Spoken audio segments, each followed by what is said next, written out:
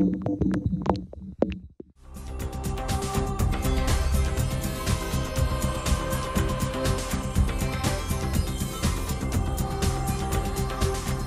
los últimos años hemos escuchado muchas celebraciones de las reformas estructurales, de las reformas como energéticas que se han logrado, y un eslabón crucial para que ese tipo de reformas se consoliden y logren parte de sus expectativas es la infraestructura. Y les voy a mencionar rápidamente, por ejemplo, en la reforma energética, que vemos los obstáculos con los precios bajos del petróleo. Realmente un obstáculo que hoy en día está impidiendo unas partes claves de la reforma energética, de que es la importación libre y un mercado libre de combustibles, es que no hay una capacidad portuaria, no hay los puertos que acepten los barcos lo suficientemente grandes para traer gasolina que nos las haga más barata a los automovilistas. Por ende, seguimos teniendo la misma capacidad que teníamos hace 5 u 8 años o peor, porque las refinerías, por falta de infraestructura, también están produciendo menos de la capacidad que tenían instalada. Y eso es parte de los retos que espero que en esta charla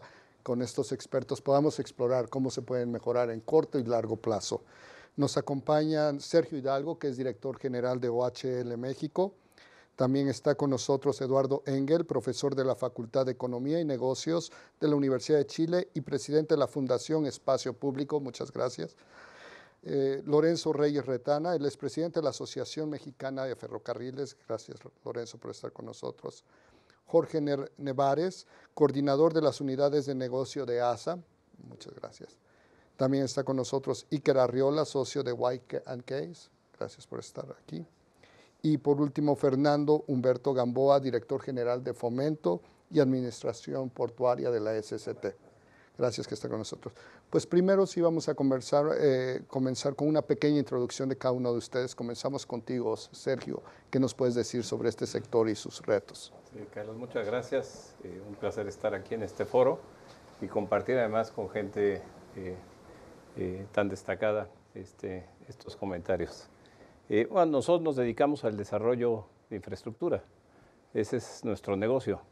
Complementar el gasto del gobierno en infraestructura, inclusive prestamos servicio público a través del desarrollo de la infraestructura que después de construir tenemos que operar y sin duda pues vemos que es difícil que nuestros países y luego cuando vienen recortes de gastos los gobiernos tengan los suficientes recursos para desarrollar y atender todas las necesidades de infraestructura. Yo sí creo que el sector privado tiene un rol fundamental y lo ha tenido en todos los países de Latinoamérica para complementar este gasto de infraestructura y, lógicamente, para hacer mucho más eficiente el funcionamiento de nuestra economía. Así es. Eduardo, tú nos ayudas a traer una perspectiva internacional, ver cómo comparamos la situación de México con la región. Una de las cosas que permite ser optimista es que hemos aprendido mucho. Hace 25 o 30 años prácticamente no había experiencia con concesiones, no solo en América Latina, en ninguna parte del mundo. Es algo relativamente nuevo y en estos 25 o 30 años, tanto en la región como en los países desarrollados, particularmente el Reino Unido, Portugal y otros, había un aprendizaje de modo que ahora sí, en muchos tipos de infraestructura, sabemos hacerlo bien, sabemos cuáles son los contratos que funcionan mejor y cuáles no, cuál es el tipo de gobierno corporativo que hay que darle al sector público, lo que es infraestructura para que funcione mejor. Y hemos visto también en los años recientes, en varios países de la región, incluido México, cambios legislativos importantes para perfeccionar, para mejorar las leyes que ven los temas de asociaciones público-privadas, las leyes que ven los temas de concesiones o más en general la participación privada en el área de infraestructura y que con un proceso que a veces uno quisiera fuera más rápido, pero que claramente uno ve una flecha en la dirección correcta y que es ir sacando las lecciones correctas de lo que uno va aprendiendo y finalmente llegar algún día a una situación en que uno diga este tipo de infraestructura es mejor la participación privada. En esta otra seguramente hay ventaja en la provisión pública o en esta otra queremos más datos antes de decidir y creo que algo de eso ya sabemos a esta altura. Lorenzo, tú representas un sector de la infraestructura que fue crucial hace un siglo y sigue siendo crucial hoy en día con el boom automotriz mexicano. ¿Qué es lo que traen a la mesa para esto? Así es, Carlos. Bueno, en primer lugar, muchas gracias por la invitación y me siento muy honrado de participar en este panel. A mí me gustaría empezar por hacer una ponderación de la infraestructura ferroviaria en el país. Creo que no es suficientemente conocida. México cuenta con una red ferroviaria muy buena, que cubre prácticamente todos los puntos de actividad económica importantes del país y que permite manejar carga desde Mérida hasta Mexicali y desde Tapachula, Ciudad Hidalgo, hasta Matamoros, en fin, con una muy buena cobertura del territorio. Pero el evento que resulta crucial actualmente es el haber concesionado la red ferroviaria mexicana en un esquema que ha resultado bastante exitoso.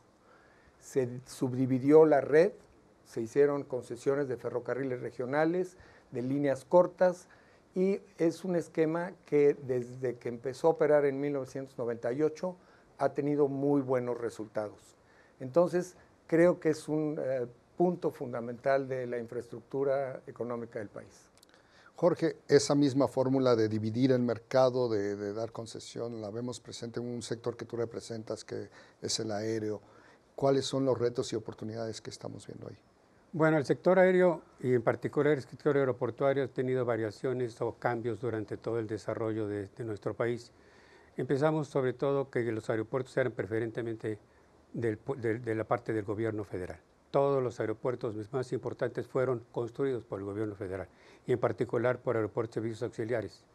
De ahí se vino la privatización de 98-2001, lo cual empezó a bifurcar o dividir las operaciones para que ciertos aeropuertos fueran desarrollados por el sector privado. Esa fórmula hasta el momento ha resultado ser bastante exitosa y ha permitido que se incrementen las inversiones a como nunca había venido antes. Bajo esa premisa, la combinación de que algunos aeropuertos puedan ser operables con parte privados y que les siga haciendo negocio, como lo está resultando en este momento, que permita seguir teniendo inversiones con base en ciertos esquemas y cumplimiento de la normatividad, es una fórmula que para el sector ha sido muy importante. Nosotros tenemos una experiencia de 50 años, las cuales nos ha permitido hacer alianzas bipartitas con gobiernos estatales o tripartitas con empresas privadas, a través de las cuales podemos operar. Eso nos ha permitido también diversificar el conocimiento y permitir que los aeropuertos puedan operar de manera adecuada. Muchas gracias, Jorge. Iker, el micrófono es tuyo. Obviamente agradeciendo la invitación y privilegio estar con los expertos a los que acompaño. Y es, ante esta escasez de recursos presupuestales para hacer proyectos de infraestructura, no solamente su construcción, sino su operación, y más ahora en la coyuntura económica del país, están todos esquemas creativos, financieramente viables, para que la inversión privada genere esas infraestructuras y las opere. Y en consecuencia, ¿cuál debe de ser el rol del Estado? Desde nuestro punto de vista, en términos de lo que quisiéramos exponer aquí, ese rol del Estado tiene que ser un rol del Estado promotor. El Estado promotor que mejore su capacidad actual de diseño de los proyectos, de identificación de los proyectos y de gestión interna para que esos proyectos se lleven a cabo, ya sea a través de asociaciones público-privadas, de concesiones o de otros esquemas de participación conjunta o simplemente privada. Fernando, el papel que está describiendo Iker no está tan lejano, es decir, hay divisiones como la portuaria que precisamente están teniendo que asumir un papel un poco más de promotores que administradores. ¿Cómo está ese balance? Bueno, Carlos, muchas gracias. Hola a todos. Quiero compartir muy rápidamente con el público. México es uno de los pocos países que tiene colindancia con dos océanos. Según el World Economic Forum, el 90% de las mercancías a nivel mundial se transporta por barco. Por lo tanto, los países que tienen costa tienen un privilegio de los países que carecen de ella. Para poder comparar los 11.122 kilómetros que tenemos, comentaba fuera de cámara que tenemos el 40% más de costas que Estados Unidos, por ejemplo. Estados Unidos continental, lo incluyo acá la parte de Hawái y la parte de Alaska porque entonces sí nos ganan. Comparo también con la parte de Bolivia, por ejemplo, es un país que no tiene acceso al mar, que su única salida es fluvial a través del Río de la Plata, que lo comparte con 7 países, que por lo tanto atravesar mercancías por legislación de 7 distintos países, hace que el transporte sea mucho más caro, cosa que México no tiene. Entonces, realmente el privilegio que tenemos por ubicación geográfica, por ser la entrada y la salida a la América Latina, la enorme frontera que tenemos con Estados Unidos de más de 3.000 kilómetros, creo que es un privilegio y una estrategia que la parte portuaria es importante utilizar. Muchísimas gracias, Fernando. Pues comencemos hablando un poco de lo que hablaba Iker del papel del Estado y le abro la pregunta a quien desee responder. ¿Cuál es el papel ideal bajo el contexto actual, que es menos ingresos, menos certeza de cuánto dinero habrá en el presupuesto público, no del próximo año, sino dentro de 2, 3 o 5 años? Ante ese escenario, ¿cuál debería ser el papel del gobierno si aún así se tienen las mismas aspiraciones de crecer la infraestructura? Yo sé que en el sector ferroviario hay una serie de proyectos que convienen, que están bien identificados y que serían muy deseables. Y me parece que ante el escenario que estamos comentando, tendría que haber fórmulas de asociaciones público-privadas ingeniosas, innovadoras, que exploraran más allá de lo que ha habido hasta la fecha y que nos platicaba Sergio que en otros países han funcionado bien para llevar a cabo estos proyectos que están allí bien identificados. Creo que el sector público tiene una gran oportunidad de desarrollar estos esquemas de inversión público-privadas. ¿Cuál es la mejor manera de hacer ese papel? Tenemos en México la figura de Fonadim, de estos fideicomisos. ¿Se puede pasar de una manera sencilla de banquero a manager de proyectos o se deberían de quedar en lo financiero, Sergio? Pues, mira, yo lo que creo es que el tema de desarrollar proyectos pues es la parte menos bonita y más compleja. A final de cuentas, para garantizar la participación privada, esto se convierte en negocios financieros. No hay proyecto de infraestructura que se haya comentado en este panel, sea un aeropuerto, sea un ferrocarril, que no requiera una cantidad de recursos pues que rebasa las posibilidades inclusive de gente que le gustaría estar participando en ese sector. Somos pocos inversionistas los que estaríamos dispuestos, por ejemplo, a invertir 10,000 millones de pesos en una carretera. Y aquí el tema del financiamiento es fundamental. A mí me parece, ahora que preguntas lo del rol del Estado, que nos hace falta una gran reforma de todas las que han venido evolucionando en el país y de todas las que se han logrado en este sexenio. Yo creo que nos hemos quedado cortos en casar una reforma de infraestructura con lo que fue la reforma de los fondos de pensiones. Los fondos de pensiones tienen recursos, yo no quiero decir ilimitados, pero tienen una cantidad de recursos importantísimos. Si dedicáramos el 10% de los fondos, de los recursos de los fondos de pensiones, cubriríamos, por ejemplo, el déficit del presupuesto de este año.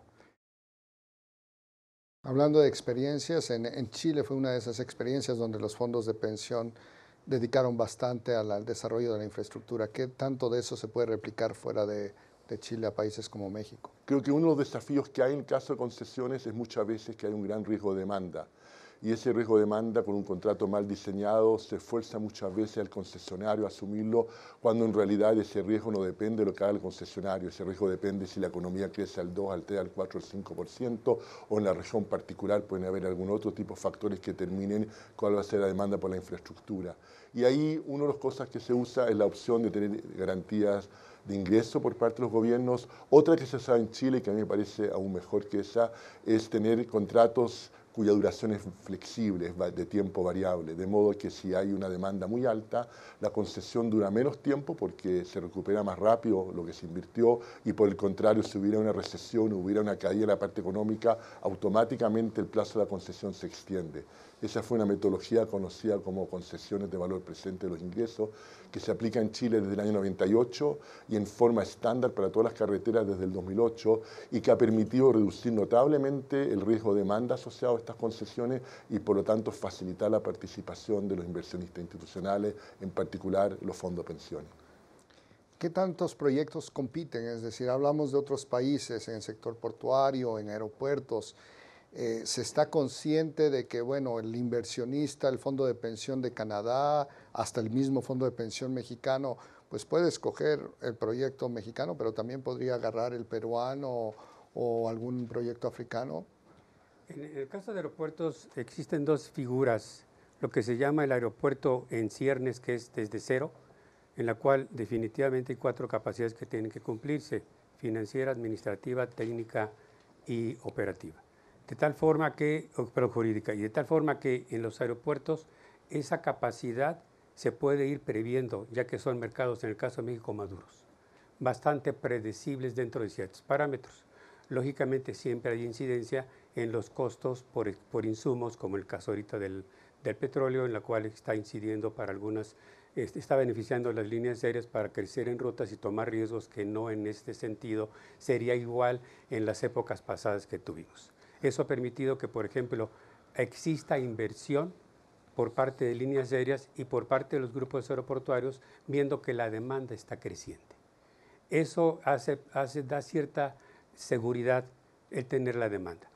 Aquí hay un interés, hemos nosotros palpado que existe un apetito para poder invertir, porque existen esos mecanismos, existe cierta disponibilidad. Sí, yo creo que todos vamos a aprender sobre la marcha de cómo llevar a cabo esas inversiones, cuáles pueden ser los riesgos, qué implicaciones tiene, los plazos de recuperación, las rentabilidades o los intermediarismos que podamos tener. Pero el mercado aeroportuario, desde el punto de vista en la infraestructura en sí misma o desde el punto de vista de combustibles, está ofreciendo alternativas que se consideran seguras y por eso el nivel de inversión del sector privado en esas áreas.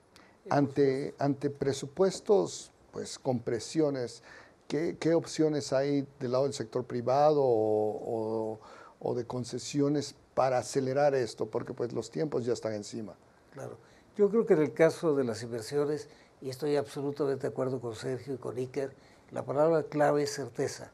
Los capitales no tienen ni nacionalidad, ni bandera, ni pasaporte. Los capitales van a donde las cosas es negocio.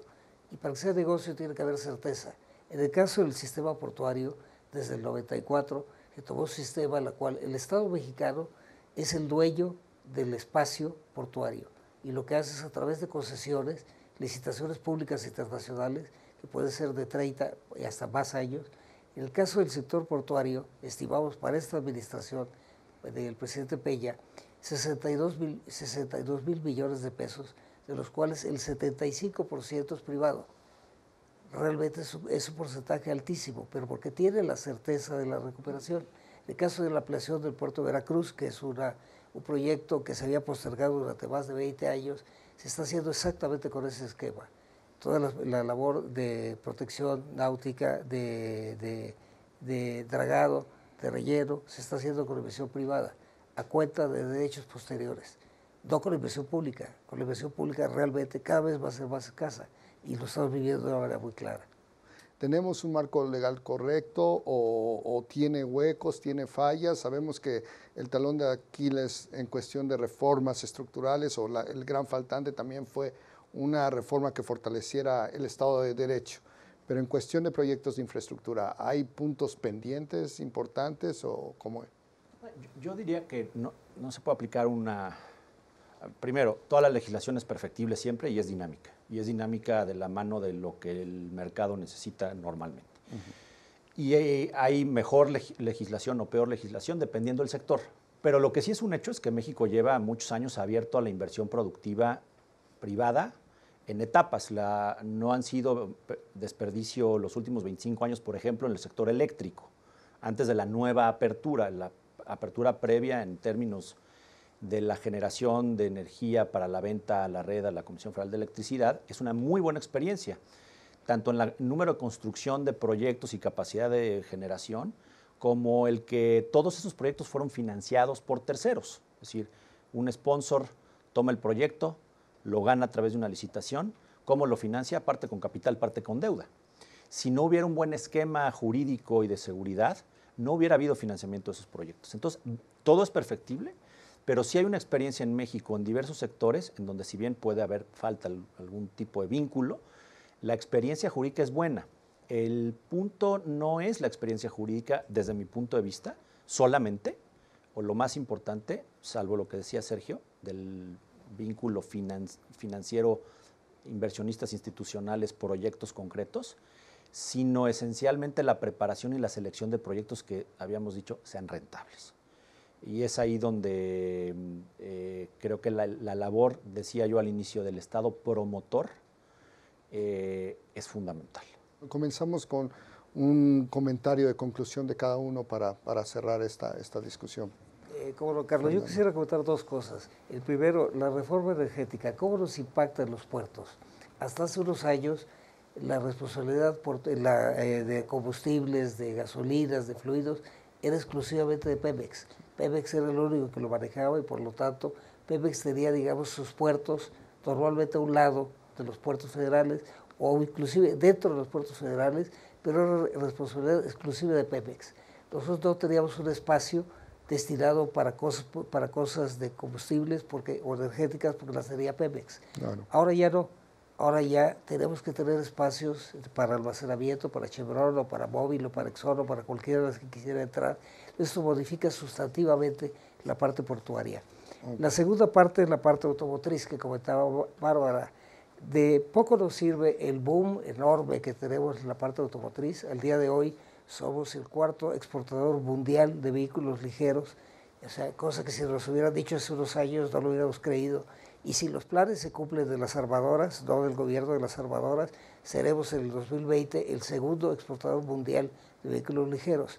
El problema es que llegan y salen por los puertos, pero los puertos no son islas, o sea, tienen que tener la interconectividad. Entonces tiene que poderse pasar a la intermodalidad, o sea, pasarse a los ferrocarriles, pasarse a las carreteras, sino simplemente de qué me sirve tener puertos extraordinariamente eficientes si pudiera tenerlos, si no podemos tener la interconectividad. Entonces la parte de infraestructura es fundamental para los puertos. Muchísimas gracias, Fernando. Brevemente, Iker, se nos acaba el tiempo. Claro, México hoy es la 13ª economía del mundo, pero es una economía con un ranking de alrededor entre números 55 y 60 en infraestructura del mundo. Es un poco el paralelismo a nuestras medallas olímpicas, ¿no? Hace falta mucho por hacer y además competimos a nivel internacional con otros proyectos de infraestructura, con los grandes fondos, con los grandes bancos, con los grandes sponsors que generan infraestructuras. En México existe la experiencia en tema de desarrollo de proyectos, de concesiones, de asociaciones públicas privadas. Existe un régimen jurídico que es perfectible y que depende del sector en que se perfeccione mejor, pero que está ahí y que funciona. Y lo que no podemos dejar de hacer es dejar de pasar las oportunidades, sobre todo porque, como decía Sergio, los capitales están ahí incluso en ahorro interno, como en el tema de las Afores. Muchísimas gracias. Jorge. El reto que pudiéramos tener que cubrir es hacer lo mismo que pasó con respecto a la inversión privada en los aeropuertos. La certidumbre, la funcionalidad, el monitoreo del comportamiento de las infraestructuras permitirán que el sector privado se mantenga vivo e interesado en el negocio. Bajo esta premisa, lo que yo hablaría con respecto a la parte de aeropuertos o en la parte del transporte aéreo sería la reforma energética de los combustibles de aviación. Eso es la expectativa que tenemos nosotros como ser el único proveedor ahorita, igual que Pemex en su momento, de lo que es combustibles, en este caso combustible de aviación. Nosotros tenemos la apertura para poder ver nuevos esquemas. Esos nuevos esquemas serían coinversiones, asociaciones público-privadas, asociaciones sin participación, esquemas que nunca habíamos tenido. Creo que tanto las autoridades que regulan o están regulando esto, como es la Comisión Reguladora de Energía y la Secretaría de Energía, podemos irnos todos de la mano para que esos aprendizajes los podamos aplicar a una nueva infraestructura con inversión privada. Muchísimas gracias, Jorge. Brevemente, Lorenzo. Sí, es muy importante que el medio de transporte ferroviario mantenga el dinamismo que adquirió desde que se privatizó, desde que se concesionó. Antes de que se concesionara, al gobierno le costaba en promedio unos $500 millones al año. Desde que se concesionó, al gobierno ya no le cuesta, todo el mantenimiento es a cargo de los concesionarios y se han invertido más de 5,000 millones de dólares desde ese momento a la fecha. Y ha producido beneficios como el que comentaba Fernando, la instalación de empresas, de plantas de fabricación de vehículos ligeros, ha sido muy favorecida por el buen funcionamiento de la red ferroviaria mexicana. Esta red ferroviaria, que tiene 6 cruces fronterizos activos con Estados Unidos, se integra así a la red de Estados Unidos y a la de Canadá, y en conjunto los mismos americanos y canadienses lo promueven así. Es la red ferroviaria de carga más importante del mundo. Muchísimas gracias, Lorenzo, Eduardo. Uno de los grandes motivos por los cuales las concesiones funcionan muchísimo mejor cuando tenemos una carretera es precisamente que tienen muchos incentivos y buenos incentivos para una buena mantención, lo cual no existe bajo provisión pública. De hecho, en un sector que no tocamos mucho, pero que el sector de salud, hay evidencia que está emergiendo ahora. No es tan contundente todavía como el caso de las carreteras, pero que sugiere al menos que también la gran diferencia a favor de concesiones en el sector salud es nuevamente un mejor incentivo para el mantenimiento de la infraestructura hospitalaria. Ahí está uno de los elementos claves donde está la justificación y el motivo por el cual las concesiones son mucho más eficientes que la provisión pública. Muchísimas gracias, Eduardo. Sergio. El sector público siempre tiene un problema de recursos. Existe la voluntad del sector privado por complementar el desarrollo de infraestructura carretero del país. Me parece que estamos ante una gran oportunidad. Ya pasamos por la primera generación de concesiones carreteras. Ahí está la infraestructura. Mucha gente dice fracasamos, la de los 90s. Hubo un rescate carretero por parte del gobierno. Hemos tenido una segunda generación de concesiones carreteras. Creo que ha sido un buen intento, pero no todas las carreteras del país son la México-Querétaro y la México-Cuernavaca, que son una maravilla en el número de usuarios. Tenemos que desarrollar más infraestructura para lograr la conectividad de la cual se ha hablado aquí, y necesitamos un esquema, me encanta, si es de rentabilidad, de retorno, de buscar a ver qué retorno vamos a ofrecer como en Chile, hagámoslo. Tenemos que hacerlo para traer los capitales que requiere la infraestructura carretera del país. Bueno, pues a todos nuestros panelistas y sobre todo a la audiencia y a nuestros anfitriones, muchas gracias por invitarnos, muchas gracias por abrir este tipo de conversaciones. Muchas gracias. Gracias. Al contrario, hasta luego.